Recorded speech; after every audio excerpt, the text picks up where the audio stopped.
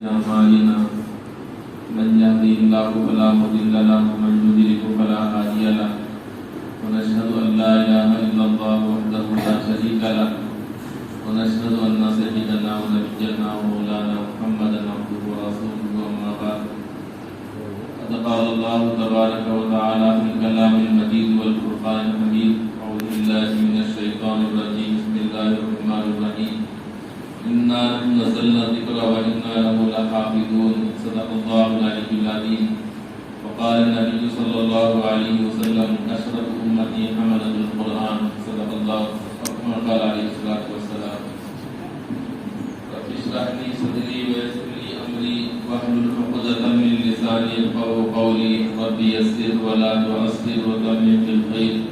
وبك نستعين يا فتاح رب زدني علما.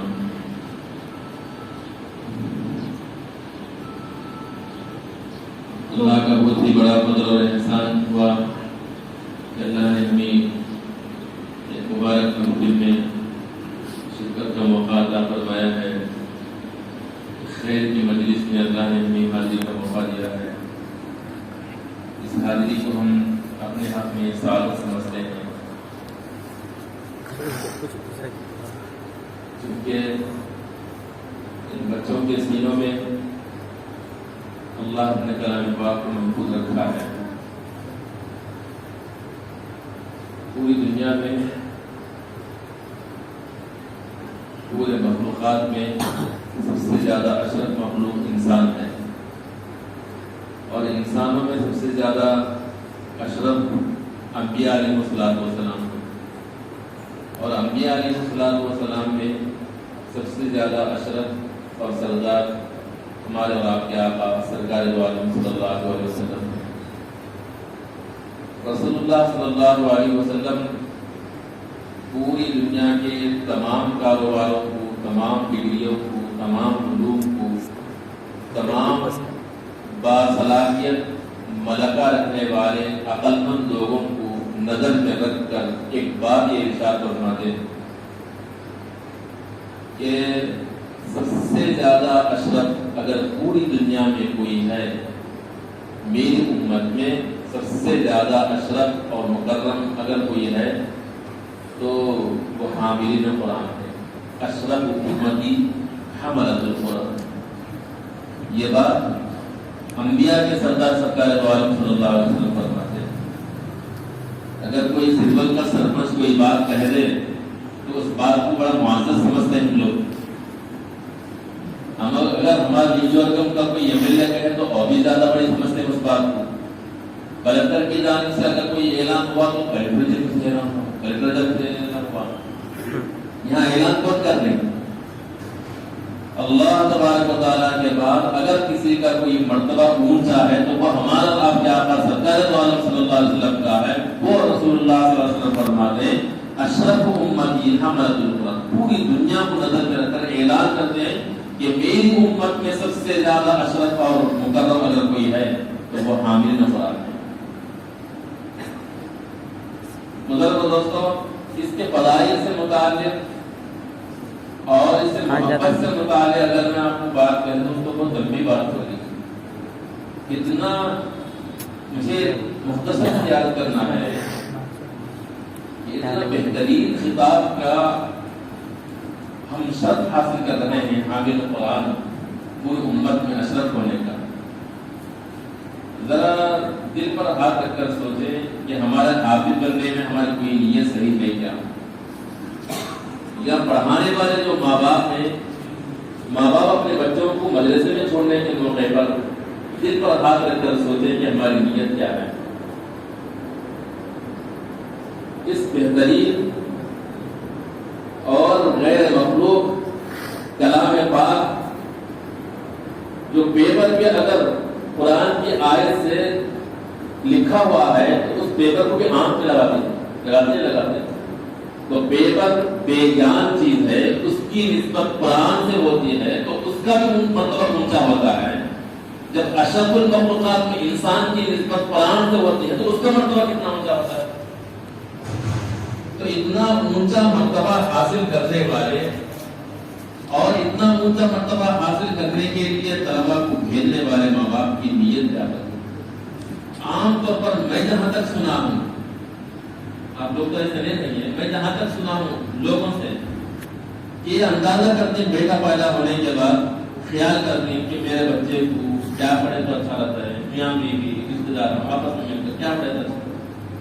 ڈاکٹر بنیں گے کیا، لاکھوں پیسوں، انجینئر بنیں گے کیا، پیسوں کی ضرورت، دنیاوی اعتبار سے کوئی بھی ڈگری اگر حاصل کرانا ہے بچے کو تو مالوں کا ڈھیر ہونا پڑتا ہے،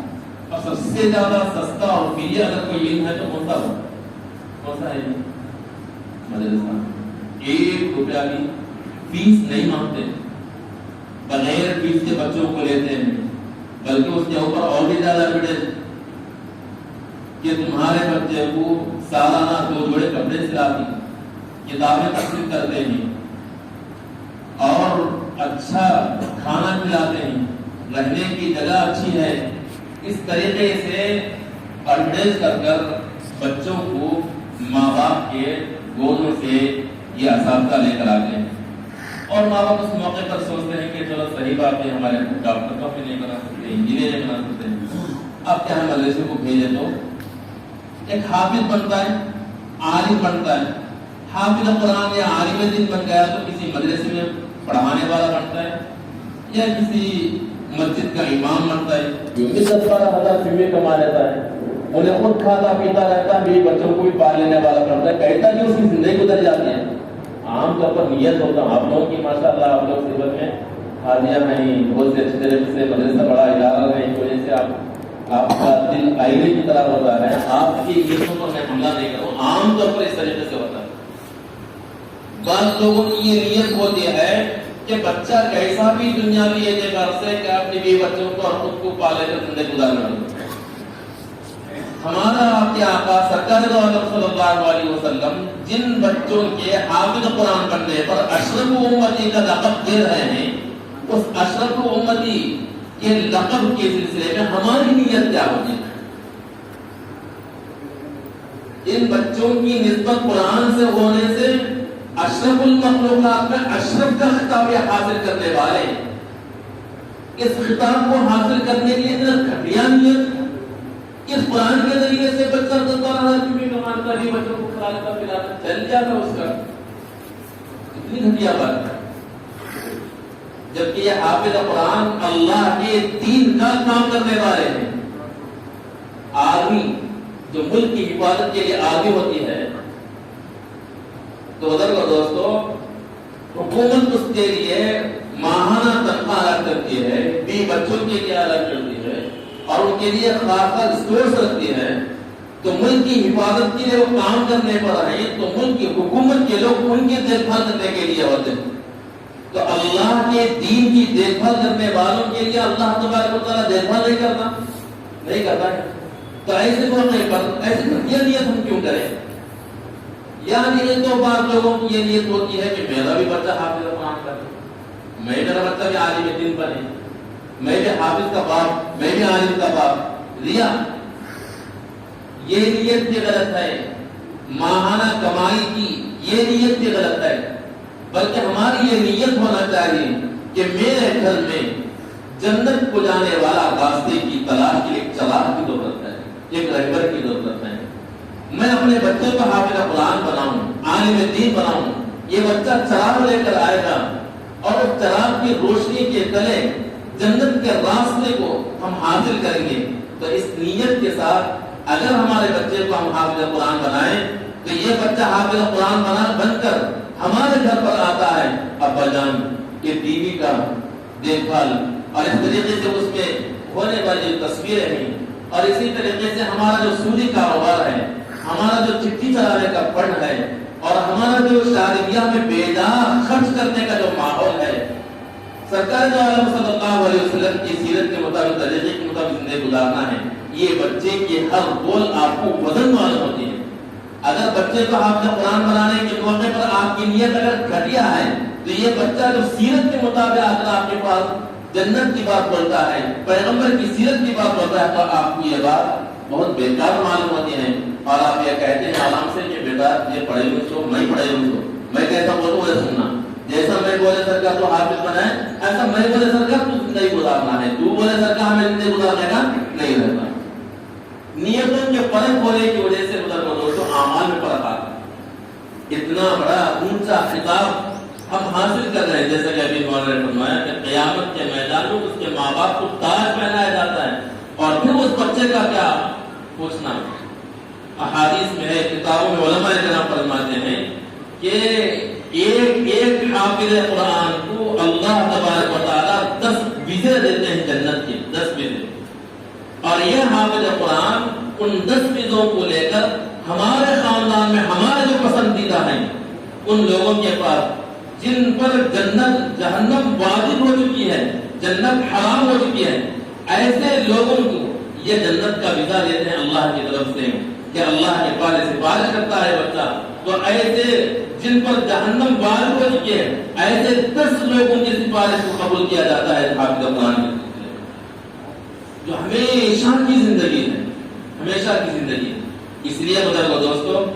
ہم اپنے بچوں کو حافظ قرآن بنانے میں نیت صحیح ہونا چاہیے، اور بچوں کی بھی نیت صحیح ہونا چاہیے، اور پھر جس طریقے سے ہم نے قرآن کے الفاظ کو سینے میں محفوظ کیے ہیں، ماں باپ کو بھی چاہیے کہ جیسا میرا بچہ کلام پاک کے الفاظ کو اپنے سینے میں محفوظ کیا ہے، ایسا ہی میرا بچہ عالم دین بن کر کلام پاک کے معنی اور مطالب کو محفوظ کرنے والا بنے، کلام پاک کے معنی اور مطالب کی حفاظت کے ساتھ ساتھ عملی زندگی میں میرا بچہ لائے اور ہمارے خاندان کو عمل کرائے۔ یہ نیت اونچی نیت ہونا چاہیے، پورا قرآن پر عمل ہونا چاہیے۔ اصل مقصد یہ ہے کہ حافظ قرآن بن کر آپ قرآن پر عمل کرنے والا ہو۔ سرکار دو عالم صلی اللہ علیہ وسلم سے متعلق عائشہ صدیقہ رضی اللہ عنہا کے پاس صحابہ کرام جا کر پوچھے کہ عائشہ امہات المؤمنین، سرکار دو عالم صلی اللہ علیہ وسلم کے اخلاق کیا ہیں؟ تو عائشہ صدیقہ رضی اللہ عنہا کہتے ہیں کیا آپ لوگ قرآن نہیں پڑھے؟ ہم نے قرآن پڑھا، بس وہی سرکار دو عالم صلی اللہ علیہ وسلم کا عمل ہے، اخلاق ہے۔ تو مطلب یہ کہ پورا قرآن سرکار دو عالم صلی اللہ علیہ وسلم کی پوری زندگی اور سیرت قرآن کا عمل ہے، قرآن پر عمل، اور پھر صحابہ کرام کی اتباع، یہ احادیث پر عمل ہے، اور یہ سلسلہ چلتا چلتا ہم تک پہنچا ہے۔ اور اسی طریقے سے بچہ حافظ قرآن اور عامل دین بنتا ہے تو وہ اس پر عمل کرنے والا بنتا ہے، اور پھر اپنے خاندان کا عمل کرانے والا بنتا ہے۔ اس لیے بزرگوں دوستو، ہم اپنے بچوں کو حافظ قرآن بننے کے بعد کاروبار میں لگانے کی نیت نہ کریں،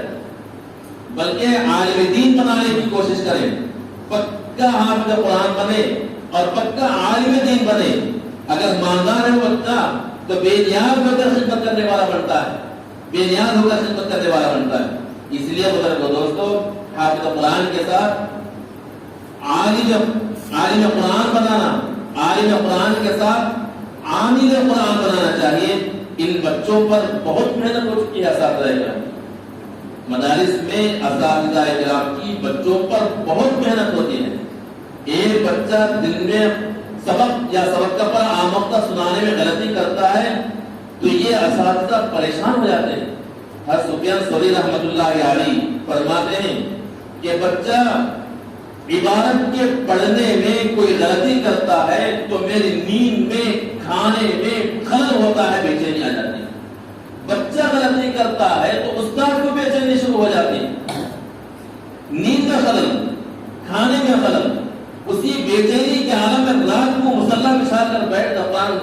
اور نماز پڑھتا ہے اور دعا کے لیے ہاتھ اٹھاتا ہے، تو کھانے کے موقع پر جیسا بچے کی شرارت اور بچے کا نہ سنانا یاد آ کر بے چین ہو جاتے ہیں، سونے کے موقع پر یاد آ کر بے چین ہو جاتے ہیں، مصلی پر ہاتھ اٹھا کر دعا مانگنے کے موقع پر بھی بچے کی شرارت اور بچے کا سنانا یاد آ کر بے چین ہوتے ہیں، اور اللہ سے دعا کرتے ہیں اللہ بچے کو سمجھا دے، اے اللہ بچے کو سدھار دے، اے اللہ بچے کو یاد دلا دے قرآن پاک کو۔ حالانکہ جنم دینے والے ماں باپ اپنے بستروں پر آرام سے سوئے ہوئے رہتے ہیں، اور یہاں اساتذہ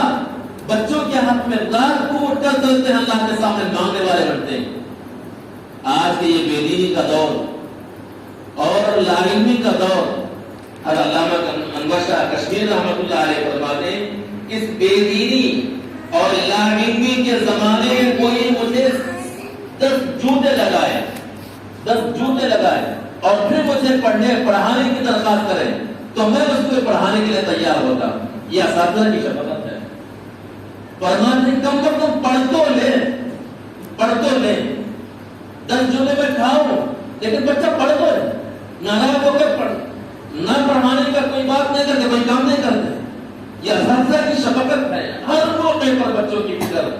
ان بچوں کے واسطے کہاں کہاں در دیتے ہیں, کس قریے کو جاتے ہیں, کہاں رات گزارتے ہیں, کس کے گھوڑی میں ہاتھ رکھ کر بولتے ہیں اور اتنوں کی گودوں سے بچوں کو لاتے ہیں. اس لیے بزرگوں دوستوں, ہم مالی اعتبار سے مدارس کی مدد کرنا چاہیے اور اسی طریقے سے علماء کرام کی قدر کرنا اور ان کا احترام کرنا چاہیے اور نیتوں کی صفائی کے ساتھ بچوں کو حافظ قرآن اور عالم دین اور عامل قرآن بنانا چاہیے. اللہ تعالیٰ ہم سب کو ان باتوں پر عمل کرنے کی توفیق نصیب فرمائے. بہت ہی قابل مبارکباد ہیں یہ بچے